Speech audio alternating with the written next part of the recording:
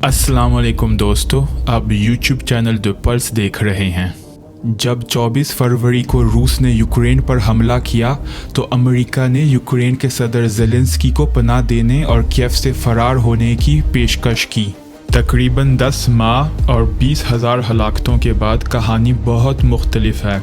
आज मगरबी मीडिया ने इस पुराने अदाकार को आज़ादी के लिए लड़ने वाला हीरो की शक्ल दे रखी है। 21 दिसंबर को अमेरिकी हुकूमत की तरफ से खुफिया इंतज़ाम किए गए यूक्रेन के प्रेसिडेंट को अमेरिका का दौरा करने के लिए। जंग के आगाज़ के बाद ये पहली बार ज़ेलेंस्की को मुल्क से बाहर सफ़र करने का मौका बनाया गया। इस चंद घंटों के दौरे को आखिरी वक्त तक खुफिया रखा गया। हम इस वीडियो में देखेंगे कि ज़ेलेंस्की को क्यों अमेरिका बुलाया गया, 21 दिसंबर की तारीख क्यों अहम थी, ऐलान किया किए गए और जंग के मुस्तकबिल पर इसका क्या असर होगा। हम ये भी देखेंगे कि तमाम कोशिशों के बावजूद इस दौरे ने अमेरिका के अंदर कुछ कशीदगी पर रोशनी डाली और रूस के ख़िलाफ़ इत्तेहादी ममालिक के दरमियान भी। ये सरप्राइज़ विज़िट की तैयारी 10 दिसंबर के करीब शुरू होती है और ज़ेलेंस्की के अमेरिका पहुंचने तक ख़बर को खुफिया रखा जाता है ताकि रूस ज़ेलेंस्की की गैर मौजूदगी में यूक्रेन के ख़िलाफ़ कोई कार्रवाई ना तैयार कर सके। 20 दिसंबर को यूक्रेनियन सदर जंग की फ्रंटलाइन के दौरे के बाद कैपिटल कीव रवाना हुए तो कुछ शहरियों ने ज़ेलेंस्की को रात की ट्रेन लेते देख लिया, लेकिन किसी का ध्यान इस पर नहीं पड़ा कि ट्रेन की मंजिल पोलैंड थी। 20 दिसंबर की रात को पोलैंड के शहर प्शेमेस्ल पहुंचकर अमेरिकन एसयूवी के काफिले ने ज़ेलेंस्की को 80 किलोमीटर दूर ज़ेशोव शहर पहुंचाया, जो रूस के ख़िलाफ़ इत्तेहादी ममालिक का जंगी अड्डा बन चुका है। 21 दिसंबर के पहले घंटों में ज़ेशोव से अमेरिकन एयरफोर्स का त्यारा ज़ेलेंस्की को लेकर वाशिंगटन के करीब एंड्रू आर्मी बेस रवाना हुआ। ज़ेलेंस्की के त्यारे की हिफाजत के लिए एक नेटो का जासूस त्यारा और एक F-15 भी सफ़र में शामिल थे। 21 दिसंबर की सुबह 6 बजे ख़तरे से बाहर होकर ज़ेलेंस्की ने अपने ट्विटर अकाउंट पर अमेरिकी दौरे का ऐलान किया।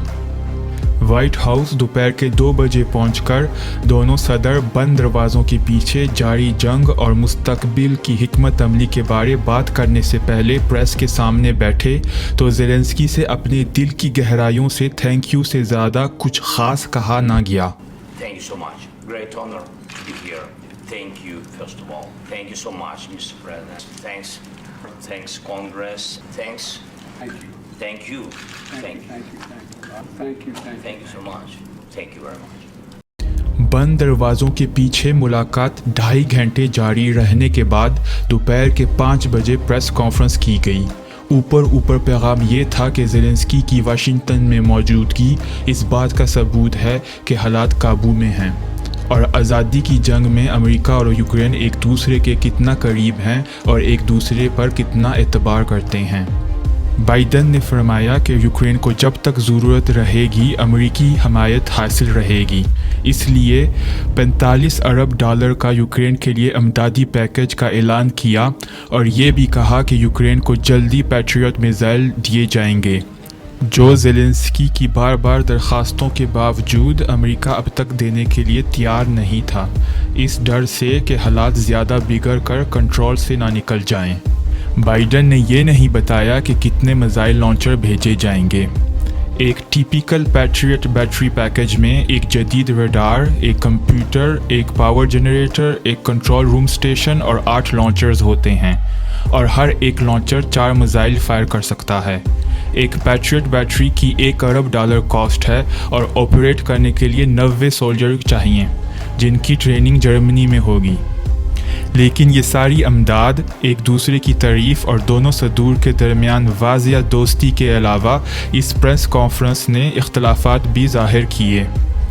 एक सहाफ़ी का सवाल का जवाब देते हुए ज़ेलेंस्की ने गलती से वाज़िया किया कि अमेरिकन अमदाद काफ़ी नहीं है, ज़्यादा हथियार और जंगी असले की ज़रूरत है।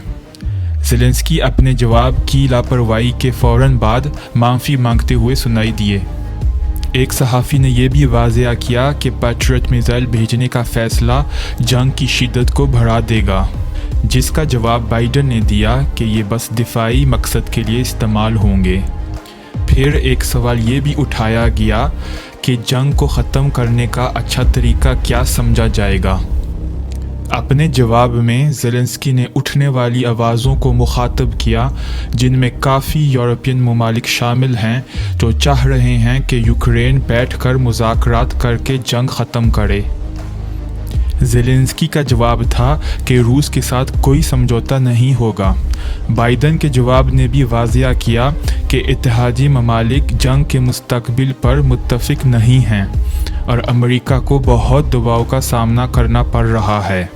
बाइडन ने मज़ीद फरमाया कि जब इत्तेहादी ममालिक कहते हैं कि रूस के साथ तीसरी जंग अज़ीम नहीं चाहते, तो उन्हें याद दिलाना पड़ता है कि आज़ादी और जमहूरियत का साथ छोड़ना नामुमकिन है।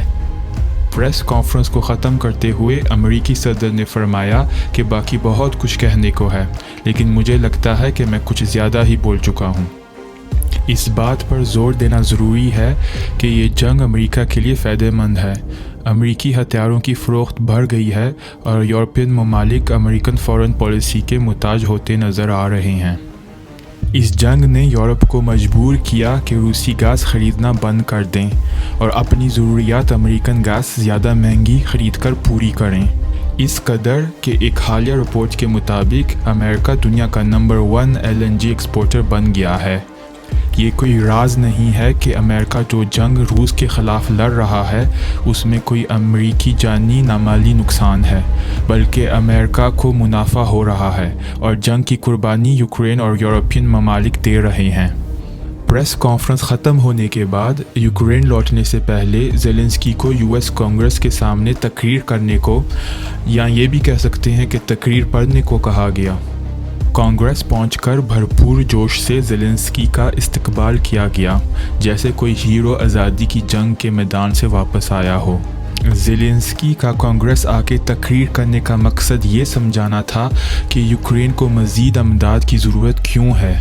वाज़िया यहाँ करना ज़रूरी है कि चंद घंटों पहले जो बाइडन ने 45 अरब का ऐलान किया था, उस पर वोटिंग कांग्रेस में होनी अभी रहती थी।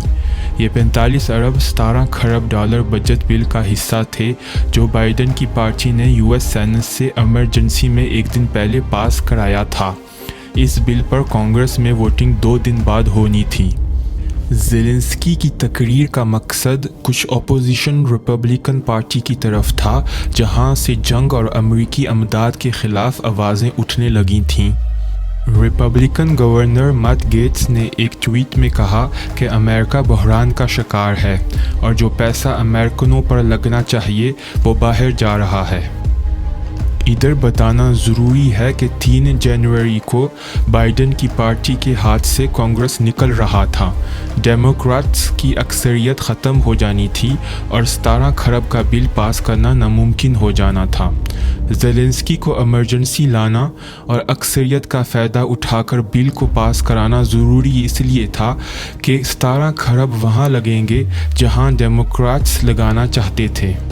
रिपब्लिकन लीडर केविन मैकार्थी ने इस बात की तस्दीक की जब कहा कि 3 जनवरी को कांग्रेस में रिपब्लिकन का कंट्रोल हो गया तो यूक्रेन को अमदाद इतनी आसानी से ना मिली। तकरीर ख़त्म होने पर कांग्रेस के ज़्यादातर मेंबरों ने ज़ेलेंस्की को खड़े होकर बहुत ज़्यादा दाद और तालियां दीं। कुछ रिपब्लिकन ने खड़े होने से इनकार किया और तकरीर के दौरान अपने फ़ोनों पर मसरूफ़ रहे। डेमोक्रेट लीडर नैन्सी पेलोसी ने बयान दिया कि ज़ेलेंस्की की धूमदार तकरीर ने उसे विंस्टन चर्चिल की याद दिला दी, जब वो 1941 में हिटलर के ख़िलाफ़ जंग में अमेरिका से मदद मांगने कांग्रेस आए थे, और अब उन्हें पूरा इत्मीनान है कि 17 खरब का बिल पास होकर ही रहेगा। 10 घंटों के दौरे के बाद 21 दिसंबर की रात ज़ेलेंस्की यूक्रेन रवाना हो गया। अगले दिन रशिया का बयान आया कि ज़ेलेंस्की बहुत बड़ी गलती कर बैठा है। ज़ेलेंस्की और अमेरिका मुज़ाकरात नहीं चाहते। इन हालात में जंग की शिद्दत बढ़ेगी और रशिया अपना हर हाल में मकसद हासिल करके रहेगा। पुतिन का प्रेस सेक्रेटरी दिमित्री पेस्कोव ने यह भी कहा कि अब कोई शक नहीं कि अमेरिका हमारे खिलाफ एक प्रॉक्सी वार लड़ रहा है, यूक्रेन को आगे करके। हम देख रहे हैं कि इस जंग में यूरोप और यूक्रेन को इस्तेमाल करके अमेरिका एक बैलेंस का खेल खेल रहा है। ایک طرف امریکہ نہیں چاہے گا کہ جنگ اتنی گرم ہو جائے کہ یوکرین ہاتھ سے ہی نکل جائے، اور دوسری طرف امن بھی نہ ہو تاکہ امریکہ کی گیس اور ہتھیاروں کا کاروبار چلتا رہے۔ اسی وجہ سے امریکنوں نے ہی نارڈ سٹریم پائپ لائن کو اڑا دیا تھا، یورپ کو پیغام پہنچانے کے لیے کہ رشین گیس کی خواہش بھی نہ کرنا، اور 45 ارب کی امداد واضح کرتی ہے کہ یہ جنگ جلدی ختم ہونے والی نہیں ہے۔ آخر میں کہتا چلوں، ہم مستقبل میں دیکھیں گے کہ کیا امریکہ یہ بیلنس کا گیم کھیل پائے گا کہ نہیں۔ یورپین جرأت کریں گے کہ اپنا فائدہ آگے رکھ کر امریکہ کے خلاف فیصلہ لیں، اور امریکہ میں جو ڈیموکریٹس بائیڈن کی پارٹی کے ہیں وہ اپوزیشن پارٹی ریپبلکنز کو یوکرین کے مسئلے پر جوڑ کر رکھ سکیں گے، یا اس موضوع پر بھی مخالفت شروع کر دیں گے اگلے انتخابات کی تیاری میں۔ آج کے لیے اتنا ہی دوستو، اگلی ویڈیو میں ملیں گے۔ اللہ حافظ۔